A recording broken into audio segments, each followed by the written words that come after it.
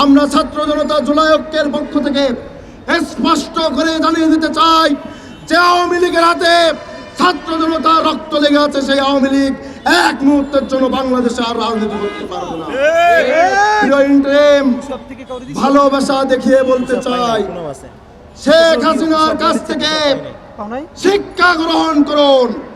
শেখ হাসিনা দুঃশাসন চালিয়ে দীর্ঘ 15.5 বছর অপশাসন চালিয়ে শেষ পর্যন্ত গণভবন ছেড়ে ভারতে পালিয়ে গেছে। আপনারা যদি ছাত্র জনতার প্রকৃত ম্যান্ডেট নিয়ে ক্ষমতায় টিকে থাকতে চান, অবিলম্বে আওয়ামী লীগকে নিষিদ্ধ করুন, জুলাই গণহত্যার বিচার শুরু করুন। আমরা দেখতে পাচ্ছি উপদেষ্টাদের পক্ষ থেকে আওয়ামী লীগকে পুনর্বাসন করার বিভিন্ন বক্তব্য দেওয়া হচ্ছে।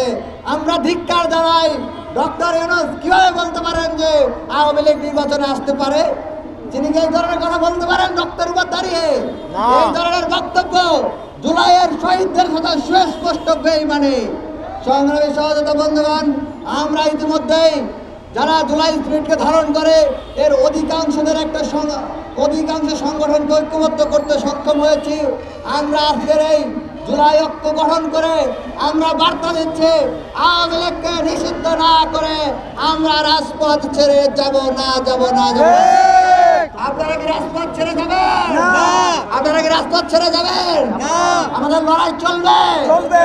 আমরা আজকের এই প্রোগ্রাম থেকে আহ্বান জানাবো, যারা যারা আমাদের দাবির সাথে একমত সবাই আসুন।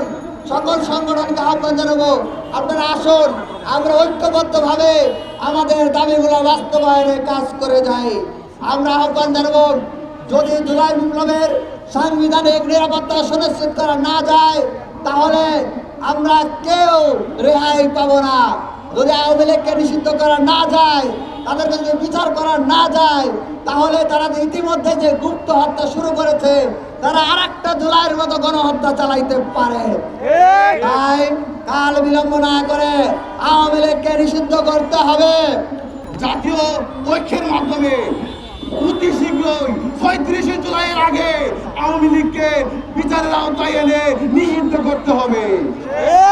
আমাদের আরেকটি দাবি, আমাদের জুলাই গণঅভ্যুত্থানকে রাষ্ট্রীয়ভাবে স্বীকৃতি দিতে হবে।